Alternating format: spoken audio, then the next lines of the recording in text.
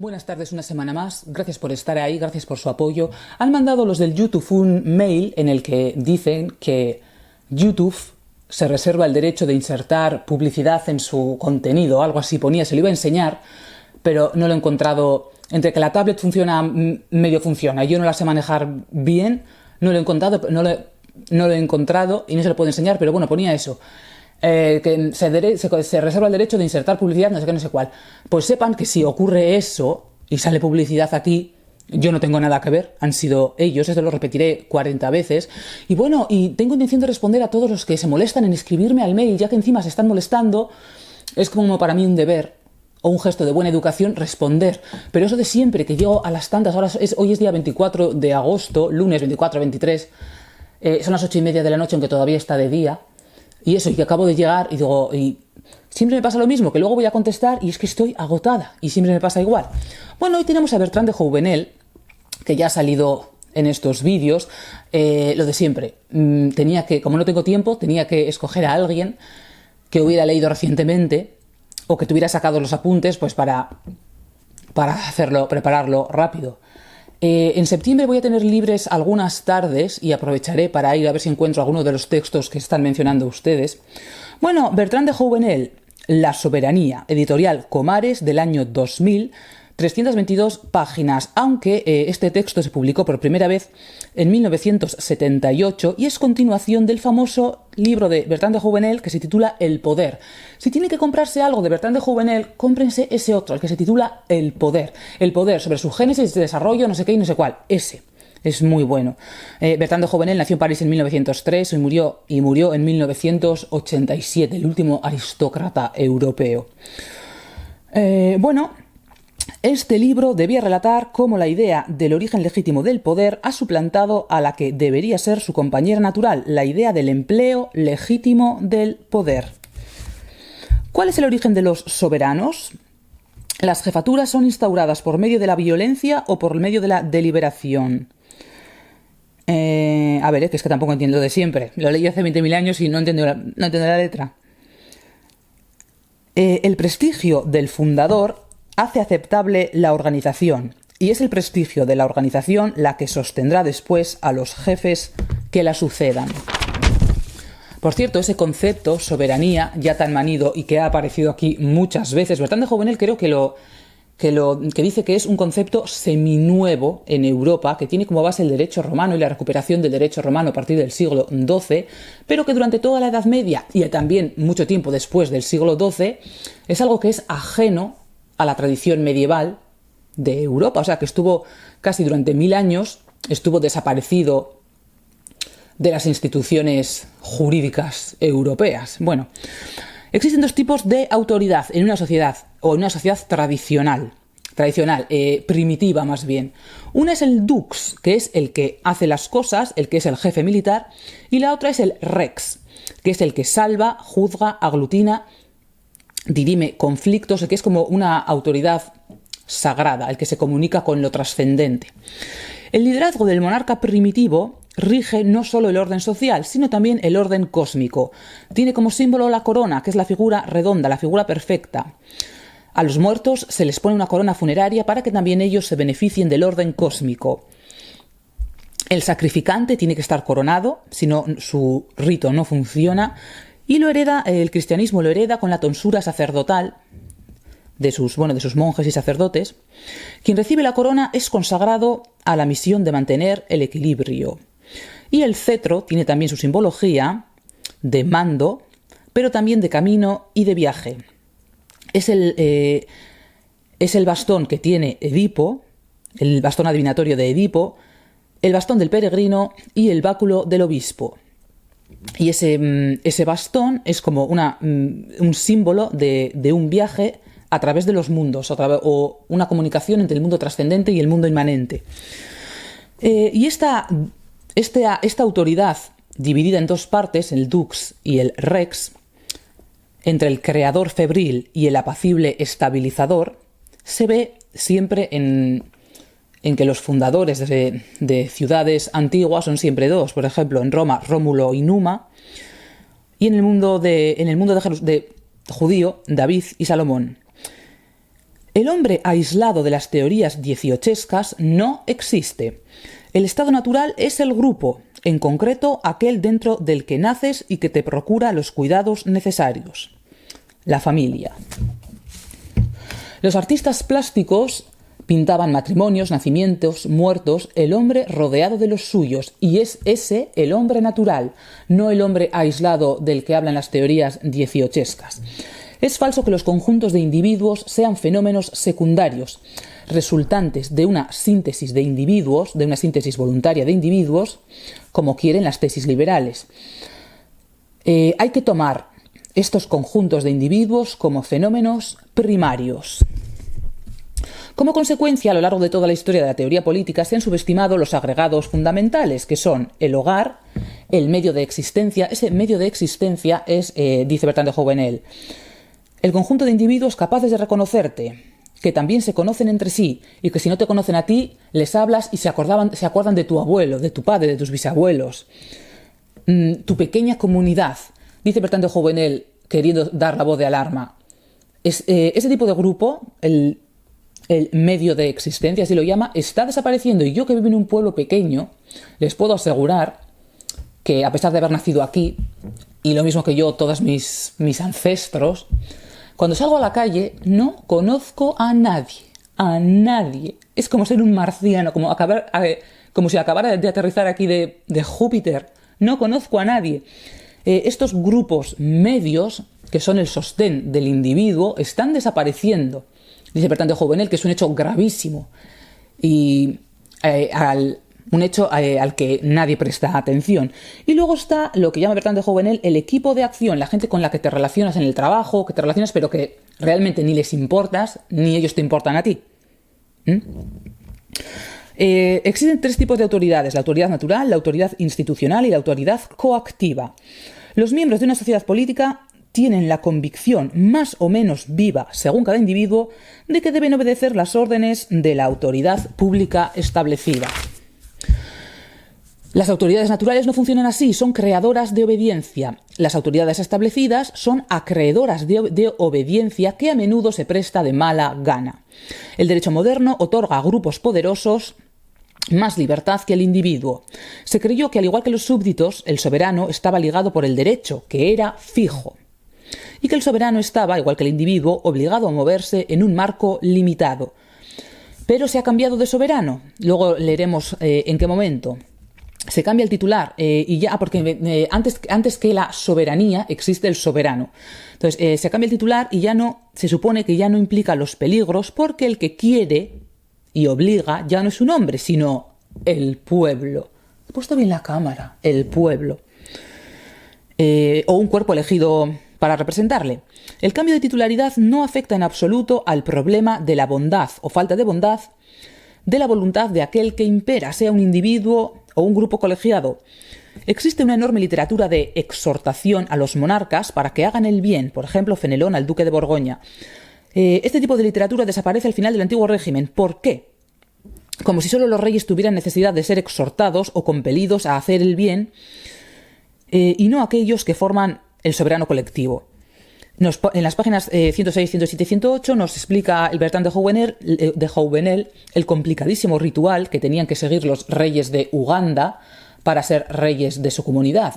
Un ritual larguísimo, complicadísimo, que duraba no menos de 6 meses, que al final salía el futuro rey de un bosque, de una cueva, diciendo: he comido el Uganda para purificarme de mí mismo. La cosa es que aquel que ostenta el mando público tiene que trascender de sí mismo para que no aplique ese poder en beneficio propio, y que es como realizar una especie de exorcismo para borrar lo que tiene de individuo, de hombre, y sacar de él una persona nueva, purificada, que hará la función pública pues que se espera de él. La justicia es conservadora o restauradora, devuelve a alguien lo que le ha sido sustraído. Pero la versión moderna de la justicia surge después de un cambio. Se cree con derecho a crear nuevos derechos. Sí, así viene. La mejor parte de este texto empieza a partir de la tercera parte, a partir de la página 177, de la parte que se titula el soberano. Bueno, la historia de Europa es la historia del extraordinario progreso y emancipación de la voluntad soberana. La soberanía absoluta es una idea moderna. La soberanía es la voluntad susceptible de ejercerse sobre todos los objetos sin que ningún derecho subjetivo pueda limitarla. En cuanto a su materia, no conoce límites. Es por naturaleza un concepto que tiende al totalitarismo. Esta voluntad hace la ley y no hay más ley que su voluntad. El soberano es autor de la norma, la noción en la que desemboca el derecho romano que se encuentra ya en las instituciones de Justiniano. El renacimiento del derecho romano no tiene lugar en Europa hasta el siglo XII. Antes de que esto vuelva a aparecer en Europa, el monarca se concibe como juez, no como legislador. A ver, yo lo sé porque les cuento una anécdota de mi juventud. Cuando estaba estudiando la carrera, tengo una licenciatura en Historia. No cometan el mismo error que yo. Fui la única de mi promoción que no sacó especialidad porque nunca las asignaturas de libre elección y las optativas yo las escogía siempre de teoría política y de derecho y tal. Total, que de historia no sé nada. Bueno, la cosa es que recuerdo que fui la única que aprobó un examen sobre historia moderna porque puse la frase esta, de que en el antiguo régimen el rey es juez y no legislador. Bueno, pues... Bueno, el rey se concibe como juez, no como legislador. Hace respetar los derechos y los respeta él mismo. Los encuentra establecidos y los reconoce como anteriores a su poder. El derecho romano triunfará primero en la Iglesia y le dará la primacía al obispo de Roma. Pero esto sirve como modelo en el campo político. Pero es que una vez más la Iglesia y el Estado no es lo mismo. Hasta que diga el profesor Dalmacio Negro que hoy en día el Estado es una iglesia o una secta. Después, una breve historia del parlamentarismo. El parlamentarismo tiene también su papel en la formación de este nuevo concepto de soberanía. Siquiera porque hace que todo el mundo se reúna en el mismo sitio y ahí se concentren todos los intereses, todas las voces y al final pues todo el poder. El parlamentarismo en el antiguo régimen tenía carácter de sesión de justicia, consejo de gobierno y solo tímidamente era asamblea legislativa. También era una asamblea de contribuyentes. Y aquí nos aparecen dos autores que entienden la soberanía como lo entiende el más famoso de todos, que es Jean Bodino. Charles Loiseau, contemporáneo de Enrique IV de Francia, y Albericus Gentilis, mucho menos conocidos que Bodino. El antiguo régimen no admitió ideas despóticas aceptadas hoy en día. Los reyes y propagandistas de los reyes hablan de que los reyes ejercen un poder absoluto o que hacer leyes les pertenece a ellos solos. Pues entonces, ¿cómo es que sus propios oficiales a menudo pueden impedir la ejecución de las órdenes reales? El rey era absoluto, pero no podía ser arbitrario. Ahí está el quid de la cuestión. Bueno, ¿y cuándo ocurre que el soberano parece como que algo le trasciende a él y la soberanía pasa a estar desligada de esa persona en concreto? Durante las guerras de religión en Francia, tanto los católicos con Le Boucher como los protestantes con Hothman cambian este concepto y la soberanía se invoca en nombre del pueblo porque la unidad religiosa se había roto y ocurría que el rey podía no ser de tu propia religión. A ver, aquí es donde quería llegar. Esto es lo más raro que tiene el texto. A cuenta de Thomas Hobbes, y luego se lo voy a enseñar en el libro. Hobbes es padre del totalitarismo.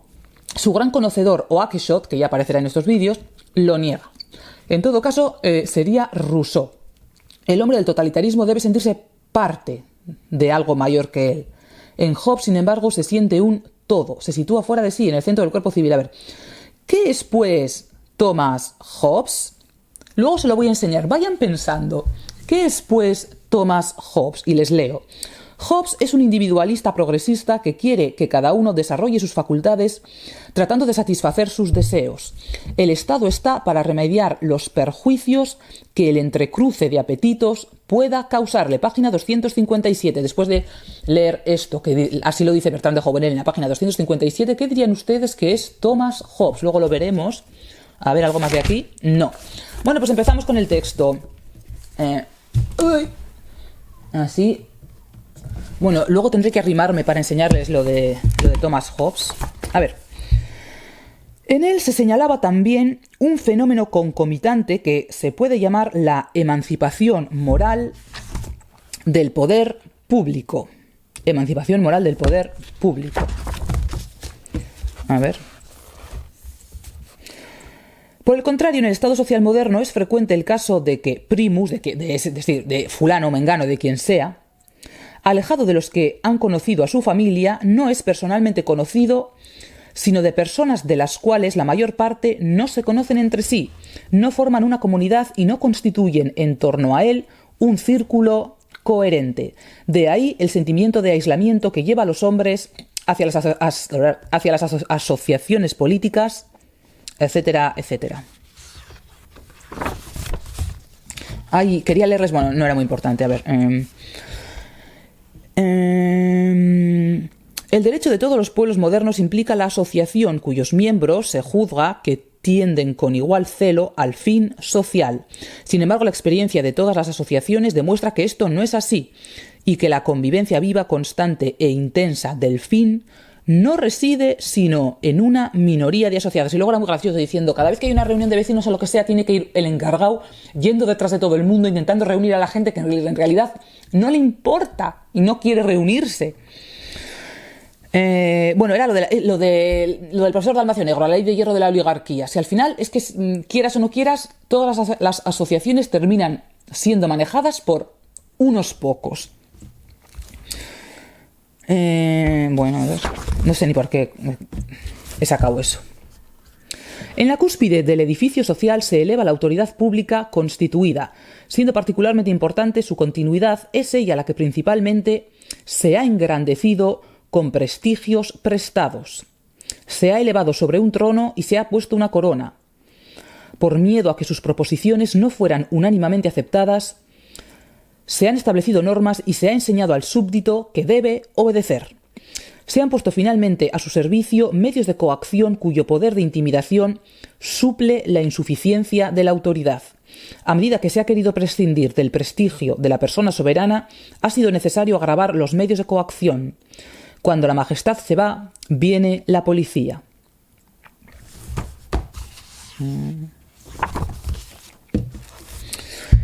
A ver, que aquí tengo un montón y no me acuerdo de qué era exactamente lo que quería leer. A ver. Bueno, a ver. El adjetivo absoluto empleado corrientemente hoy día con un valor de censura sin una significación precisa tiene en derecho un sentido bien definido. Traduce la expresión legibus solutus, no sometido a las leyes. Pero ¿quién está más emancipado de las normas? ¿El que está moralmente comprometido a observarlas o el que es en todo momento dueño de cambiarlas? A ver. Aquí, ya me acuerdo, era esto.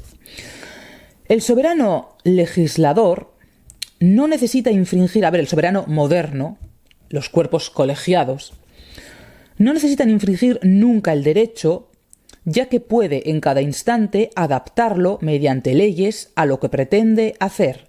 Quien tiene el derecho de variar indefectiblemente las normas de actuación no tiene ninguna necesidad de infringirlas.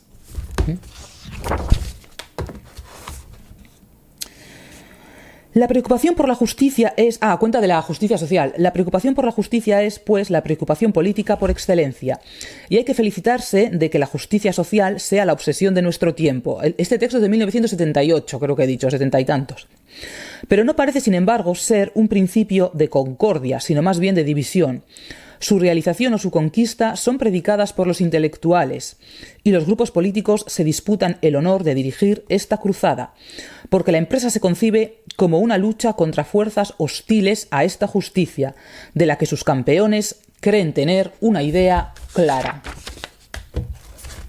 De esta forma se concibe la justicia como una disposición del hombre arraigada en un hábito, una virtud. Eso es como el mundo tradicional concebía la justicia. Pero la justicia de hoy, de la que hoy se habla, no es ya una virtud del alma, es un estado de cosas. La palabra no sugiere ya al espíritu una cierta manera de ser de los hombres, sino una cierta configuración de la sociedad. No se aplica en actitudes personales. apunta hacia ordenaciones colectivas. Esta inversión pertenece al estilo del pensamiento moderno. La cosa es que decía, decía, se pretende es que no está aquí, no lo encuentro, decía Bertrand de Jouvenel, lo dice en algún momento, ¿en serio se pretende conseguir una especie de sociedad justa sin que haya en ella ningún hombre justo? ¿Cómo se va a conseguir eso?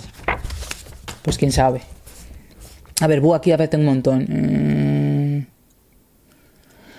Esto creo que ya lo he dicho. Se concibe como una voluntad susceptible de... Esto ya lo había dicho. Esta voluntad hace la ley y no hay más ley que esta voluntad. 21 minutos. Juro que intento hacer los vídeos lo más cortos posibles. Bueno, este derecho no existía, el derecho a crear nuevo derecho. No existía. Este derecho es muy moderno, esta concepción por medio de la cual teóricos extremistas han querido servir a la autoridad real, a cuenta cuando las guerras de religión, pero lo que han hecho es matarla. Y sin embargo este concepto, este derecho, no ha muerto con ella, con las monarquías tradicionales, sino que ha sobrevivido al servicio de una autoridad nueva. No se ha creído ni siquiera imaginado durante un milenio que existiera en provecho de una voluntad humana cualquiera un derecho ilimitado de alterar las relaciones y de ordenar las acciones de los súbditos. Me propongo indicar sumariamente cómo la noción moderna de soberanía se ha ido lentamente constituyendo como el derecho del soberano, derecho ilimitado y guardián de los demás derechos. Se ha transformado... el derecho limitado y guardián de los demás derechos, protector de todos los demás derechos de los grupos intermedios del cuerpo social, que era el papel del rey en los regímenes antiguos, se ha transformado en derecho ilimitado, creador de nuevos derechos. De nuevos derechos o de nuevas leyes, de nuevo derecho. Aquí nos explica en la página 181 Bertrand de Jouvenel cómo era el mundo en el antiguo régimen, lo que llama él, ¿cómo era? Cadena de... A ver si lo encuentro. Algo así como cadena de obligaciones. Cómo cada individuo solamente respondía ante su señor natural, ante una autoridad con la que tenía trato habitual, no contra una especie de ente ajeno a sí mismo que lo domina todo. Y era una sociedad que tendía a tener el poder siempre disgregado y a tener la autoridad muy dispersa a través de todo el cuerpo social, creando una estructura en red. No el típico triángulo que estamos acostumbrados a ver de la Edad Media, de que si no sé qué, las tres órdenes y no sé qué historias, todo eso es mentira.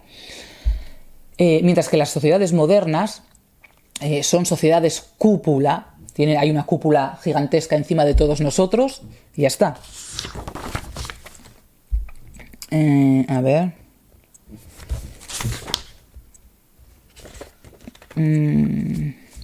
Tengo aquí... Bueno, nada, porque no sé lo que era y por no estar aquí 5 horas. ¿Qué cambio respecto a la Edad Media? En lugar de un escalonamiento y gradación de superioridades que caracterizaba el régimen feudal, de suerte que cada superior, con cierto poder y cierto derecho sobre su inferior, merecía ser llamado su soberano en sentido amplio, ahora ya no existe o ya se tiende a no reconocer más que 2 poderes y 2 derechos, el que manda y el que obedece. Solo esos 2. La cadena de deberes medievales se ha roto o se encuentra tan usada que solo quedan vestigios. Toda la sustancia de los poderes, todo el vigor de los derechos se ha acumulado en sus 2 extremos. De una parte está el individuo, libre, con poder sobre sí mismo, y de otra parte el monarca, que ejerce sobre todo el reino un derecho soberano. La plenitud de poderes individuales es el ideal de la burguesía naciente y la condición de la civilización comercial que se perfilaba. Liberado de las servidumbres personales, el burgués quiere también liberar su propiedad. Esta expansión individualista exige el refuerzo del poder público porque solo él es capaz de romper lo que queda de las trabas feudales. La plenitud del poder público es, pues, necesaria a la burguesía como causa eficiente de la plenitud de los poderes individuales. También el tercer estado burgués se apresura a reforzar la monarquía absoluta que trabaja para él. desea, quiere, urge la edificación de lo que se llamará monarquía absoluta, algo que la Edad Media no había imaginado.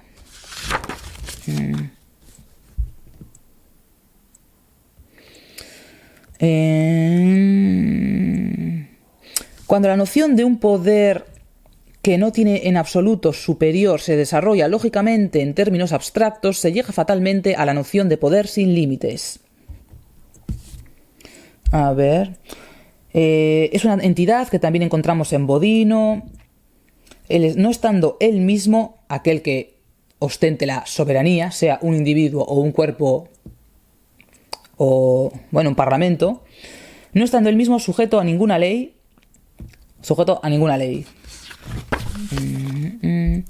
Nosotros nos encontramos habituados a que nuestros derechos sean modificados por decisiones soberanas del legislador. Se sobreentiende ahora que nuestros derechos subjetivos son precarios y que están a discreción de la autoridad.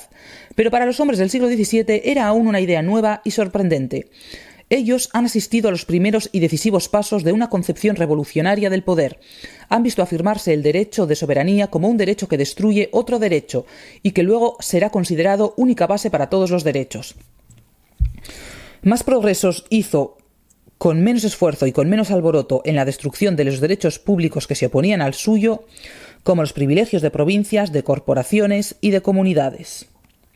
Y este hecho alimentó una idea de mucho mayor alcance que proyecta su alargada sombra sobre los siglos futuros, la idea de soberanía absoluta. Y con ella viene también el aumento del presupuesto y la proliferación de los agentes de los gobiernos y de la burocracia. La Edad Media, que no había concebido la libertad del individuo, tampoco había concebido la libertad del soberano. La época en la que se progresa en la emancipación del individuo es también aquella en la que se opera la emancipación del soberano. A ver. El rey de los tiempos feudales era el rey juez, según la ley. Se encontraba sub lege, como dice Bracton. En un sistema de este tipo, los derechos subjetivos tenían garantías que nunca se han vuelto a encontrar. La fijeza de la ley limitaba naturalmente el derecho del soberano, fundado y delimitado él mismo por la ley divina y la costumbre. Pensaba que había... ¿Cuánto? De suerte que toda ley, escrita o no, recibe su fuerza y su autoridad de la voluntad del Estado, es decir, de quien posee los medios de coacción. Esta es una concepción monstruosa, pero es la que predomina hoy en día. No admite en todo el edificio social más que dos personajes, el individuo y el soberano.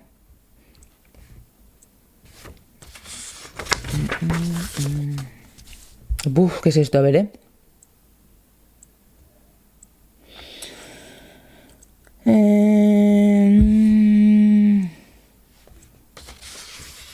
Bueno, no sé lo que tenía aquí.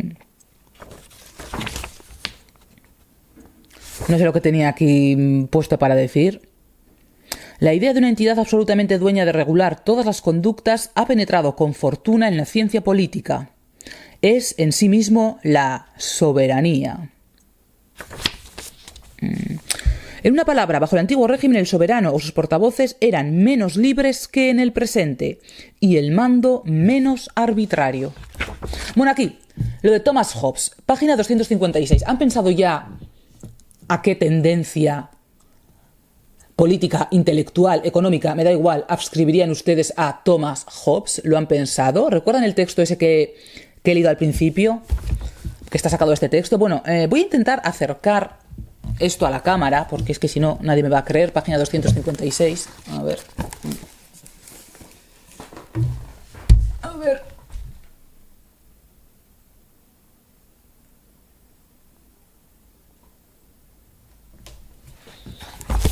No sé si se ha visto, pero pone liberalismo. El liberalismo de Thomas Hobbes. Y Thomas Hobbes pintado como el primer liberal. El deseo de evitar el castigo hace gradualmente adquirir buenos hábitos, de tal forma que ya no se tiene presente el castigo y se obedece por un respeto transformado en segunda naturaleza. Esto es En las sociedades modernas quieres evitar el castigo de quebrantar la ley, no crees en realidad en esa ley, no es como en las sociedades antiguas que al haber una unidad religiosa o una unidad moral, la ley no era coactiva porque tú también creías en ello y la cumplías porque te lo dictaba tu propia conciencia. Hoy en día eso ya no es así. Nadie cree en las leyes, la mayoría de la gente las desprecia, muchos ven que son injustas, pero tienes que respetarlas para evitar el castigo. Observemos que esto es equiparar la domesticación de los ciudadanos a la domesticación de los perros. Los hombres movidos por la libido tienen los medios legales para satisfacer sus deseos, pero si no los satisfacen bastante a su gusto en el sistema de las reglas de juego actuales, y si tienen el poder de cambiar las reglas de juego apoderándose del poder público, ¿no lo harán? Pues sí lo harán, te apoderas de todo el chiringuito público y haces lo que te dé la gana con él. El hedonismo supone en el poder político, a ver, es que esto por cierto, este libro me costó casi 30 euros. Es muy caro, es de la misma editorial que el de Donoso Cortés y son ediciones... tienen muchas erratas, odio decir esto, pero no son buenas ediciones.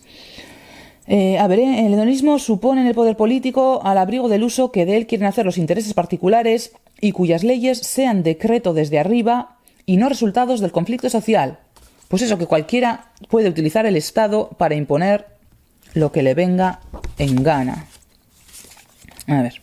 Cuando se produce en una sociedad una dispersión de las creencias, cuando el juicio se personaliza y la autoridad pública pierde sus prestigios, fenómenos todos ellos ligados con el envejecimiento de las civilizaciones, surge el conflicto entre el juicio de la autoridad pública y el juicio personal.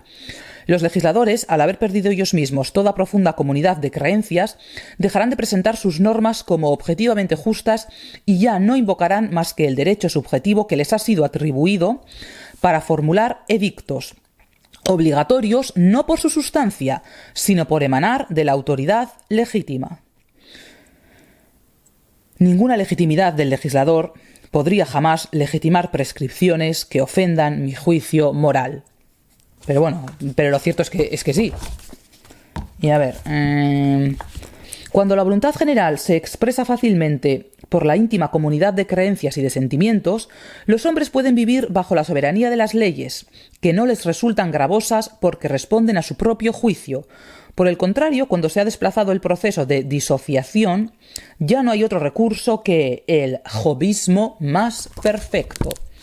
Bueno, pues eso, como una sociedad como esta, tan multicultural, ¿cómo es la otra? Diversa, con la diversidad de todo tipo, de todo, ya entienden a qué me refiero, tiende por su propia lógica interna al totalitarismo. Y es lo que hay. Bueno, y sin más, hasta la semana que viene.